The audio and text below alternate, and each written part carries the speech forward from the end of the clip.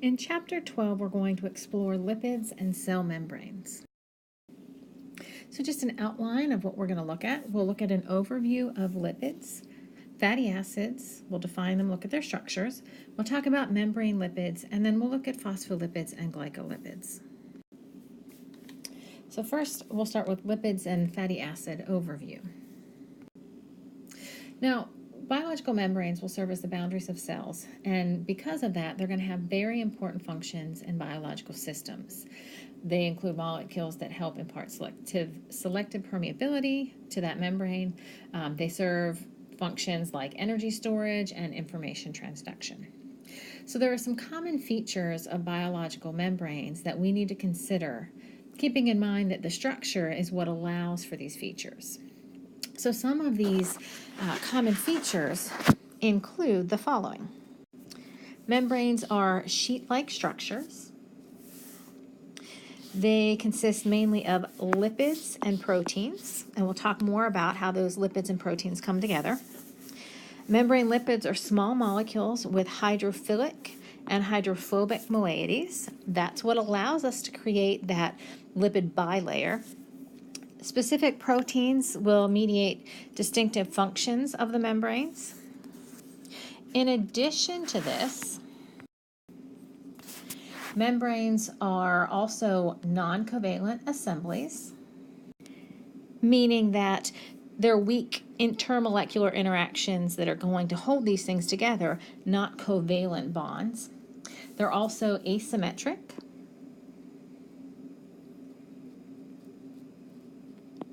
So we don't necessarily have the same lipid next to one another or on opposite sides. You can have different lipids. They're not symmetric. They are fluid. And we know that fluid mosaic model, things can move within the membrane. You can move across the membrane or you can move within the membrane. And membranes are electrically polarized.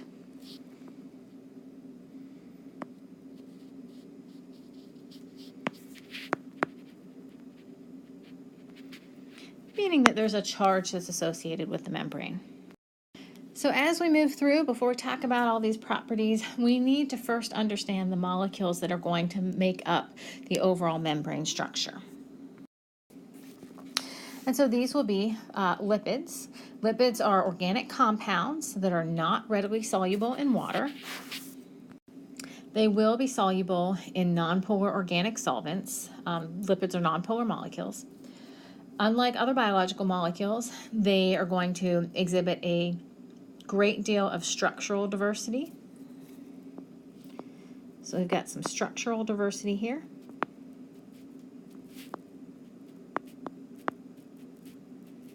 And we'll see that as we move through the different categories. Some may be esters, other amides, some alcohols. And lipids can be classified using one of two methods. We can classify these either by their biochemical function,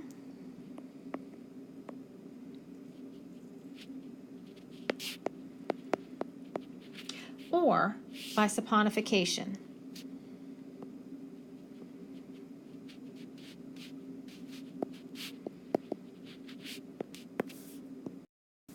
So if we look at the biochemical function portion, we can have energy storage lipids,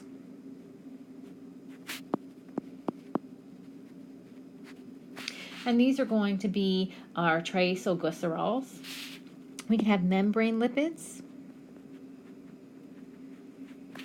and the membrane lipids will be phospholipids, sphingolipids, and cholesterol. We can have emulsification lipids,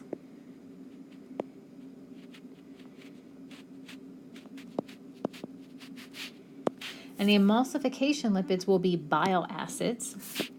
We could have messenger lipids.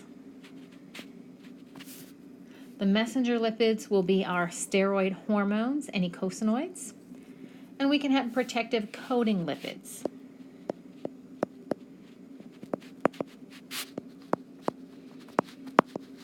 And the protective coating lipids will be our biological waxes. Now, in terms of the saponification, we classify them as being either saponifiable lipids or non-saponifiable.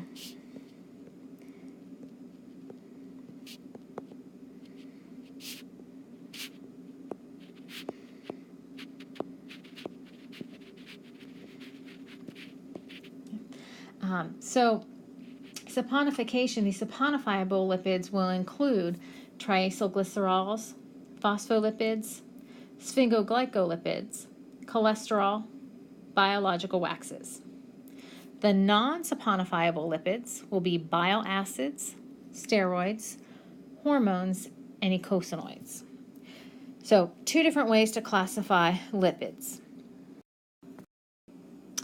Fatty acids and any fatty acid derivatives will fall under the category of molecules referred to as lipids. So, fatty acids are lipids.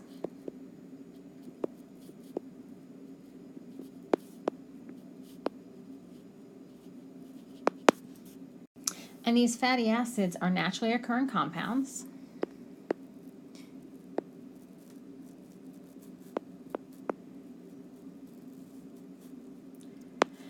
And they have a polar terminal carboxyl group.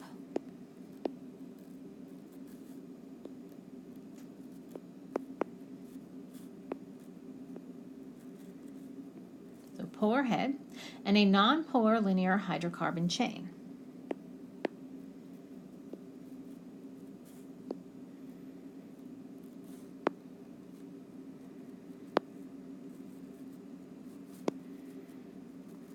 Okay, so there's dual polarity associated with these fatty acids. Fatty acids will have an even number of carbon atoms present in their linear structure. We can look at fatty acids in terms of their chains. We have long chain fatty acids. So we can classify them as long chain or short chain or medium chain. The long chain would be those that have between 12 and 26 carbons. Within that hydrocarbon chain. Short chain are going to be 4 to 6 carbon atoms in that chain. And then the medium chain will be 8 to 10 carbon atoms. Now, in addition to looking at the chain length, we can also classify fatty acids as being saturated or unsaturated. So remember that saturated means it has the maximum number of hydrogen atoms present on those carbons. Unsaturated means it does not have the maximum number of hydrogens.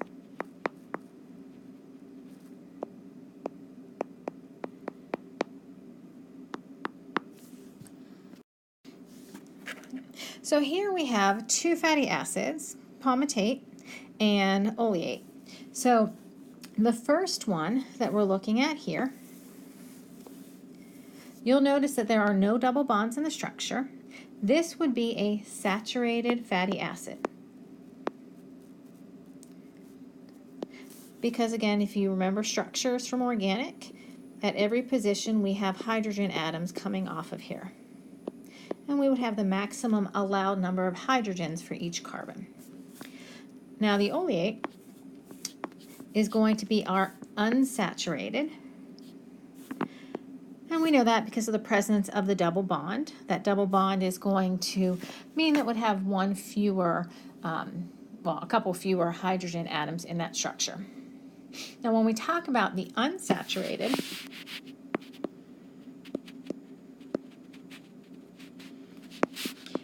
these can be monounsaturated,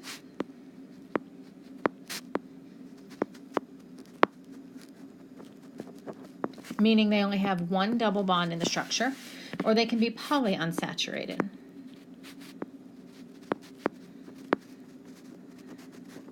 And that polyunsaturated means that you can have more than one double bond.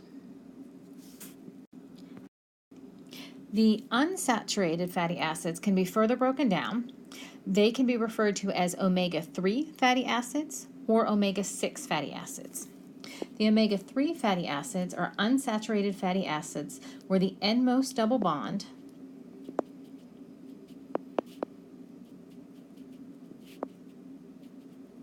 will occur 3 carbon atoms away from the methyl end.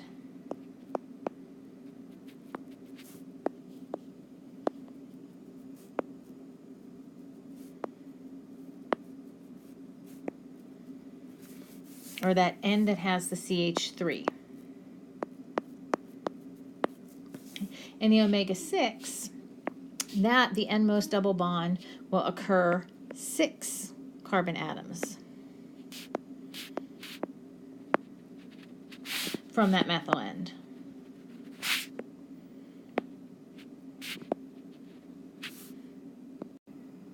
When we name fatty acids, we name them based on the parent hydrocarbons from which they're derived. And they end up getting this OIC ending, so we call it something oic acid. We'll go through some examples of these names, but keep in mind that when we're looking at these overall structures, if we see ENOIC at the end, then that means we have an alkene, and ANOIC means that it's going to be an alkane. Okay, so we can differentiate between saturated and unsaturated fatty acids there. We can use a number that's separated with a colon to indicate the total carbon length, and then the number of double bonds. So a fatty acid that has 10 carbons in it and 1 double bond within that 10 carbon chain would be represented by 10:1. We can further indicate the position of the double bonds with this delta symbol, and the delta symbol can have a superscript number, which is going to refer to the position of the actual double bond. Now, we've also seen that another way to classify these is based on the omega end, so we can count from the omega end. Now, the omega end, again, remember, is that methyl end of the fatty acid. So just generically looking at a fatty acid, here's our omega end here, and we can count where the position of the double bond is from there. So something like this, because the double bond is 1, 2, 3 away from that omega end, this is an omega-3 fatty acid. But looking at some naturally occurring fatty acids, we can see these trends in naming. So here we have the number of carbon atoms in the chain and the number of double bonds that are present. Now, you've seen in organic chemistry that there are common names and systematic names for things. Now, the only difference in this list, we see these as O8s, so dodecanoate, tetradecanoate. This would be the same as dodecanoic acid.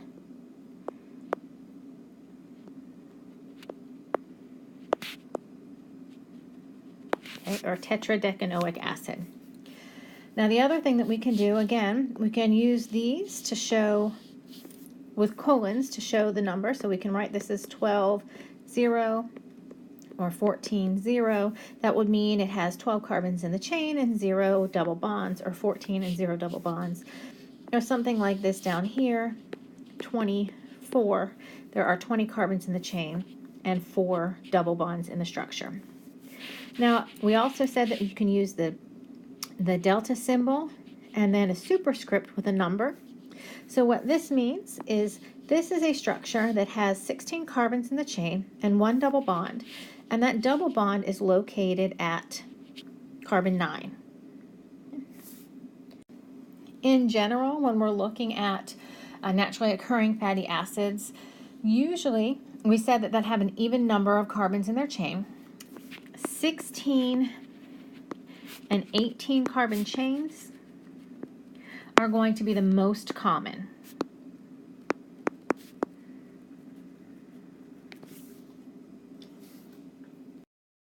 The overall properties that are demonstrated by fatty acids will depend on the chain length and the degree of saturation.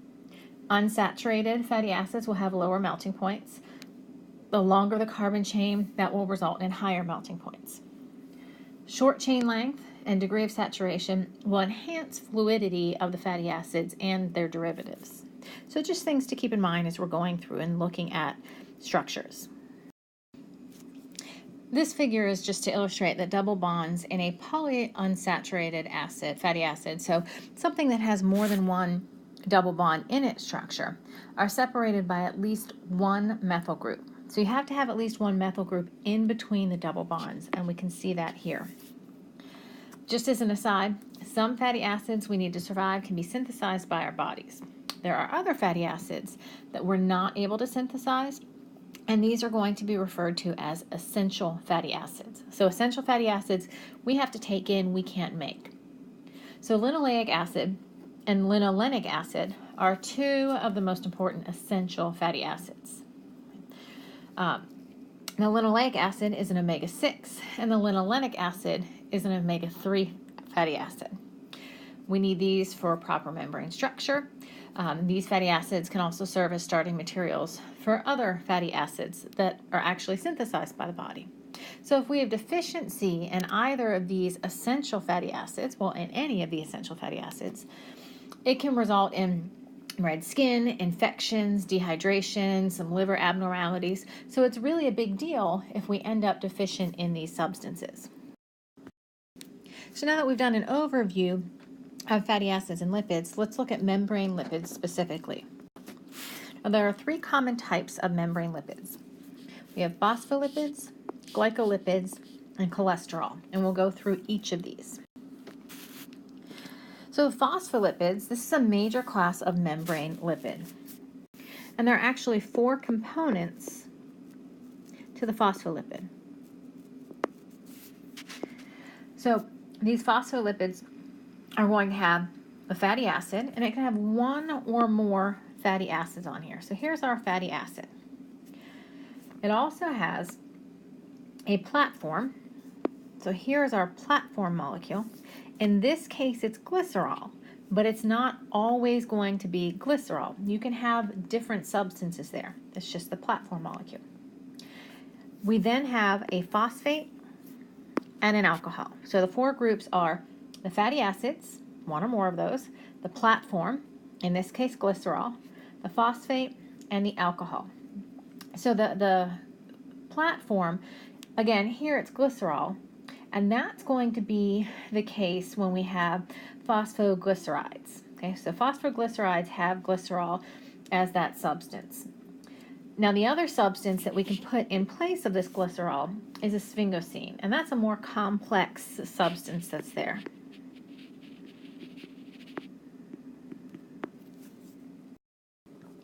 The major phospholipids are going to be derived from the molecule that's shown here, which is phosphatidate, or diacylglycerol 3-phosphate. And you can see that this structure has the same form that phospholipids have. We have our backbone, or our platform molecule here. We have fatty acids, and in this case, there's 2 fatty acid chains. Then we have our phosphate, and then you would have in the phospholipids an alcohol attached to this. Some of the common alcohol moieties that are part of these phosphoglycerides are shown here. So when an ester bond between the phosphate group of the phosphatidate and a hydroxyl group of one of these alcohols occurs, the result is one or more of the common phosphoglycerides that are found in cell membranes, which we'll see here in a second. But these are the common alcohol portions that are going to attach to those phosphates on that general phosphoglyceride structure. So we see the serine, and there's our alcohol, ethanolamine, choline, glycerol, and inositol. So these are some of the common phosphoglycerides that are found in membranes, and they include this phosphatidylcholine. It's one of the more common ones.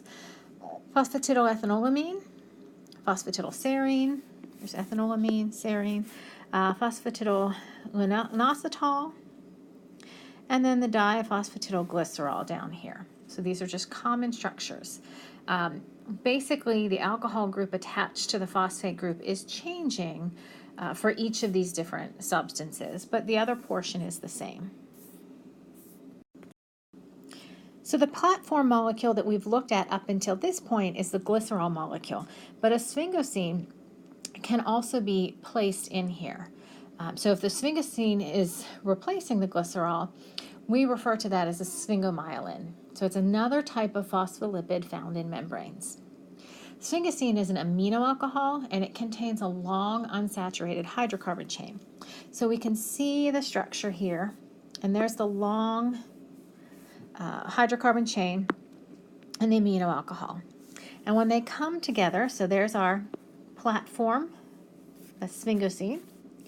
There's our fatty acid chain coming off of here, our phosphate, and the alcohol portion. So it has the same components, that platform is just different.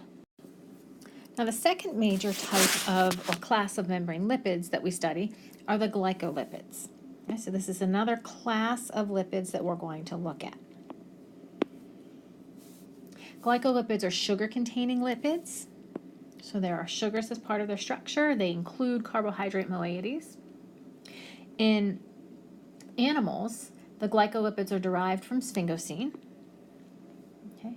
So here the amino group of the sphingosine is acylated by a fatty acid. In glycolipids, the sphingosine is linked to one or more sugars rather than some phosphoryl substance like phosphorylcholine. The simplest of the glycolipids is the cerebroside, and we'll take a look at that in a second. It contains a single sugar residue, which is usually glucose or galactose. Glycolipids, such as gangliosides, are more complex. Gangliosides include a branched chain that has up to 7 sugar residues that are present. So here, up to 7 sugar residues. And again, it's a branched chain. And those sugar residues are always on the extracellular side of the membrane. So here's an example of the structure of cerebroside. And we see that the main difference from what we've been looking at before is that here we have a sugar unit, which is galactose or glucose, rather than that phosphate and that alcohol that's there. But you still see the fatty acid chain, and you still see that platform molecule that's associated with it. Cholesterol represents a third class of membrane lipid. The structure contains 4 linked hydrocarbon rings and a hydrocarbon tail at one end with a hydroxyl group at the other. So we see our hydrocarbon tail here, our hydroxyl group here, and our 1, 2, 3, 4 fused rings as part of that structure. The cholesterol hydroxyl group interacts with the phospholipid head groups of the membrane. Now with cholesterol, there are varying degrees of cholesterol that occur in cells, but in general, cholesterol will make up approximately 25%, so approximately 25% of the membrane.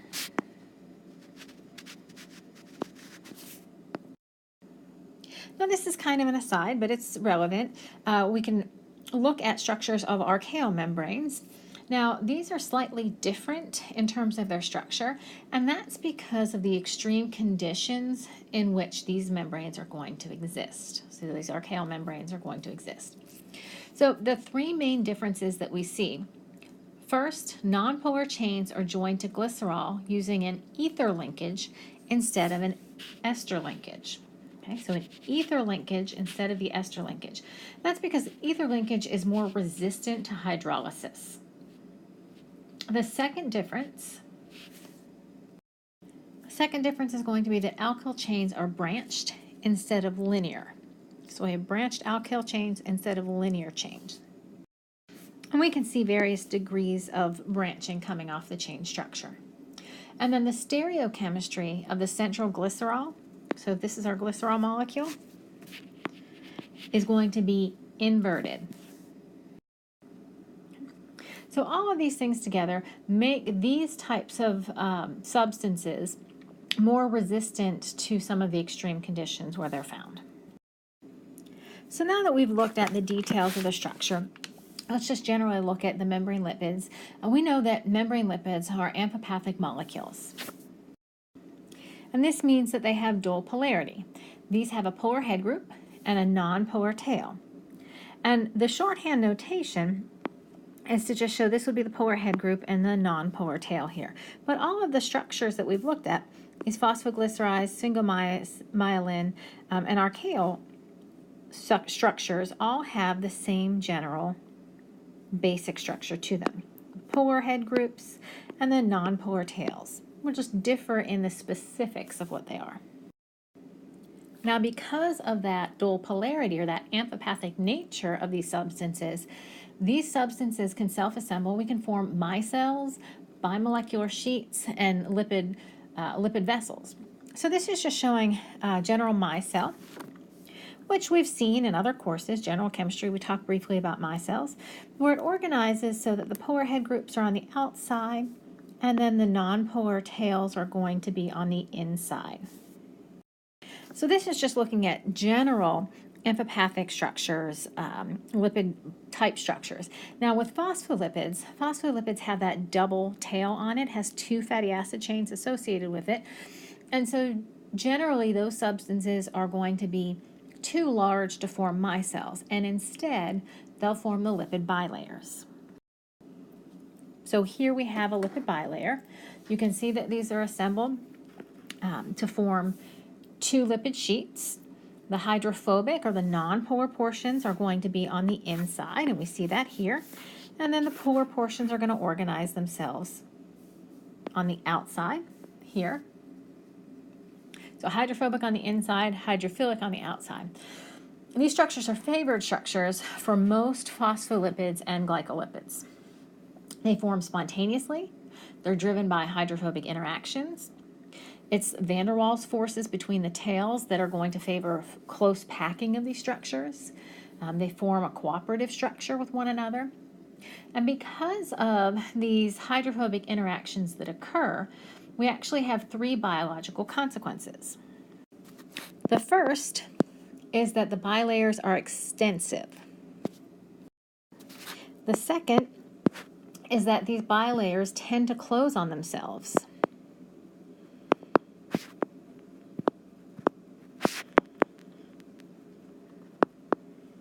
And that means that there are no edges associated with these structures. And third, they are self-sealing.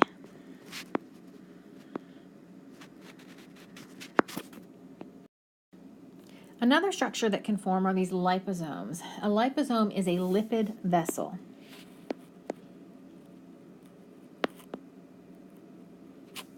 It contains an inner aqueous compartment, which is enclosed by a lipid membrane. So here would be the inner aqueous, and here's the lipid membrane that's associated with these.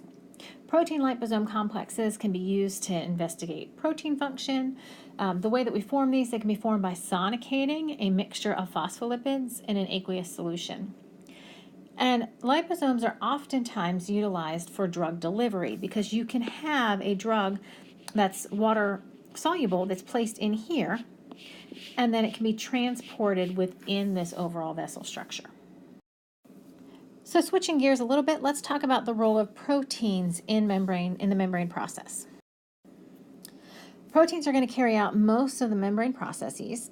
Membranes will vary in their protein content depending on type and function of cell that we're looking at. So for example, myelin is 18% protein. So we want to think about, does this make sense? Well, remember that fats are good insulators. So insulating membranes would be higher in lipid content and lower in protein content. So a myelin, again, we said 18% protein, which is just a small amount of protein when you consider the entire membrane. Well, if the myelin is an insulating membrane, we want it to be higher in lipid and lower in protein content. Whereas something like the plasma membrane of mitochondria, this is approximately 75% protein. So it doesn't need to be insulating, more protein is present. So membranes contain many proteins, but each type of membrane has a different repertoire of proteins. There are different proteins depending on what the function of that particular cell or that particular membrane is. And this structure should be familiar to you if we're looking at the different types of proteins and how they interact with membranes. We know that there are a variety of different ways that proteins will associate with membranes. So we have our integral membrane proteins, which are embedded into the hydrocarbon core. They're released only by the use of agents that compete for the interactions with that hydrocarbon core. So we have integral membrane proteins that are within the overall structure there. This would be considered one as well. And then we have peripheral proteins, which are going to be bound, or they're going to associate with the polar head groups. They might also be exposed to the ends of the integral membrane proteins. These proteins can more easily be removed. And then we have lipid-anchored proteins, which are going to be attached because they have some hydrophobic portion that inserts itself into the membrane. So integral, peripheral, and lipid-anchored proteins. Now, it's possible that our integral membrane proteins can contain lots of beta strands as part of their structure. And when that happens, they can actually form a membrane pore or a porin. So a porin is an example of a beta sheet motif that creates a pore within the membrane. The outside surface is comprised of hydrophobic amino acids, and the inside is polar, and it interacts with the water. So outside of this structure is going to be hydrophobic to interact with the membrane, and then inside would be hydrophilic to interact with whatever is water soluble that wants to move through. The beta strands will hydrogen bond to neighbors, they'll form single sheets, and those sheets will curl to form a cylinder within the membrane. Arrangement of the porin is accomplished by alternating hydrophobic and hydrophilic amino acids along each of the beta strands.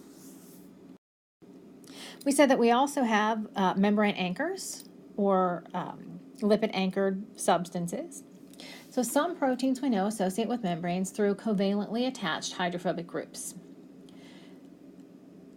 There are 3 groups that associate with membranes through hydrophobic groups that are attached to the proteins, and we're looking at these here.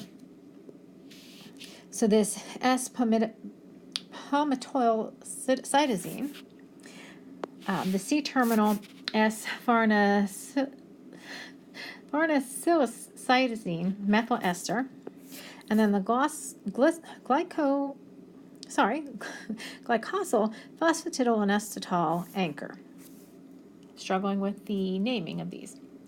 So in the first one, the palmitoyl group is attached to a specific cysteine residue using a thioester bond. In the second, it's a farnesyl group that's attached to a cysteine residue at the carboxyl terminus.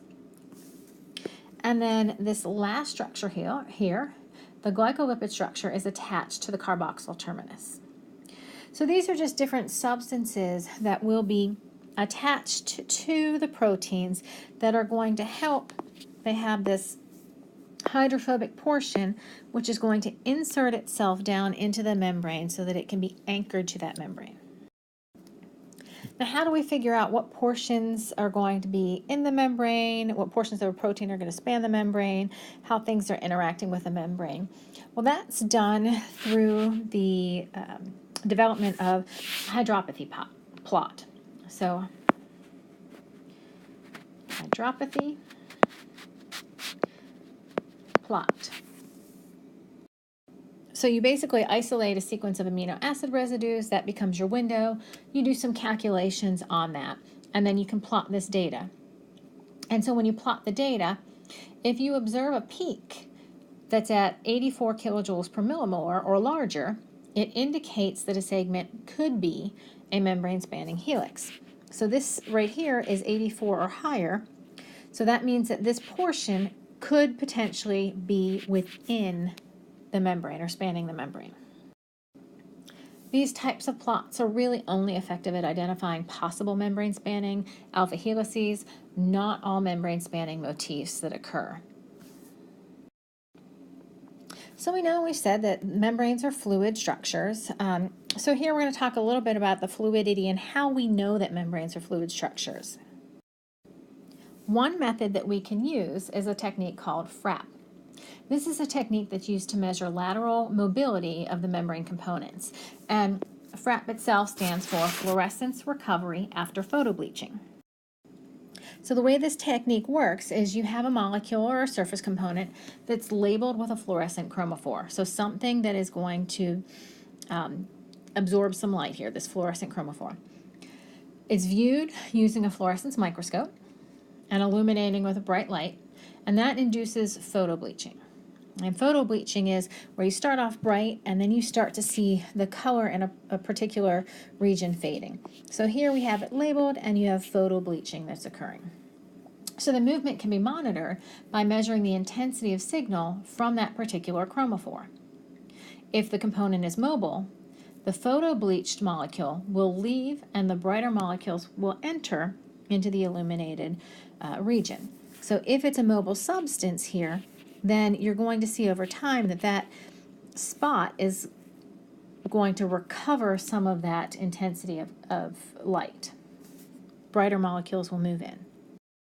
Now, using this technique, studies that are using FRAP, they can show us that a lipid can move the entire length of a membrane in 1 second, and protein movement will vary as well. Now, when we're looking at how movement occurs within the lipid membrane, within that structure, we can have movement in a couple of different ways. We can have lateral diffusion, where our lipid is simply moving along one side of the membrane. So here it was in the second position, and here it moves to the third. And that kind of movement occurs very rapidly. But we can also have what's called flip-flop or transverse diffusion. That's a more slow process. And in that case, it's flip-flopping sides of the membrane. So it was on one side, and now it's on the other side. So lateral diffusion is rapid, transverse is slow. Now, phospholipids will flip-flop once every several hours. The flip-flopping helps preserve, remember we said that membranes were asymmetric, so it helps preserve that asymmetry of the membrane. In general, the membrane fluidity is going to be controlled by our fatty acid and our cholesterol content within the membrane. So a membrane can exist as rigid ordered state or a fluid disordered state. And the way we can determine some of this is through the melting temperature. So the melting temperature, or TM, this is going to be the temperature where an abrupt transition occurs between a rigid state and a fluid state. And it almost looks like a pH curve here, right? So you have, this is a more rigid-like state, and this is a more fluid-like state, and at a very narrow range of temperatures, a rapid jump occurs between these two. So this temperature depends on the length of the fatty acid chain and the degree of unsaturation within the overall structure. The saturated fatty acids will pack more tightly, so they'll favor the more rigid state. So saturated, because they don't have those double bonds, they're able to pack more closely together. The unsaturated, with double bonds present, will have little kinks in their chain, and that's going to result from the cis double bonds that form. Because of that, they're not packed as tightly, and that will translate to a lower temperature at which this transition occurs. And this chart is just outlining some of that information. So when you start to have double bonds in your structure and you're unsaturated, you see a lower temperature at which this is going to occur. Now, another thing that we can see from this table is that the longer the chain, so here is 22 carbons versus 14, the longer the chain, the higher the temperature. And that's because longer chains will interact more tightly because of the extent of the nonpolar hydrophobic interactions there. And just to illustrate or reiterate the packing of these fatty acid chains. So if we have saturated, we're all single bonds, they're able to get closer together. So the hydrophobic interactions between these chains will be stronger. Whereas when you have unsaturated or you have a double bond, it bends the structure slightly because you have a cis arrangement around that double bond, and that prevents these substances from getting as close together. Now, one benefit of cholesterol within the membrane structure is when cholesterol is present, it will interact with the hydrophobic chains And when it does this, it's going to help stabilize or elongate these chains. And that's going to help maintain proper membrane fluidity. So the cholesterol is important for proper membrane fluidity. The last slide here is just something that we'll talk about throughout our study of biochemistry, but here it's to help us illustrate the asymmetry about a membrane. So here we have the sodium-potassium pump, or the transport of sodium-potassium here. And what we can see is that the outer and inner portions have different compartments and different activities. So you see a different amount of substance on the extracellular side than you have on the intracellular side, and you see differences in the structure of that pump on either side. Now in this particular case, ATP is driving this pump, and it has to be on the inside of the membrane in order to do that. Again, we'll study sodium-potassium pump throughout the semester, but here this is just to illustrate the asymmetry across a membrane. So that touches on the highlights of chapter 12. So you do want to go back and look at the structures, the different types of substances that we studied, the general structures that are associated with these and the functions of those, and how these things organize.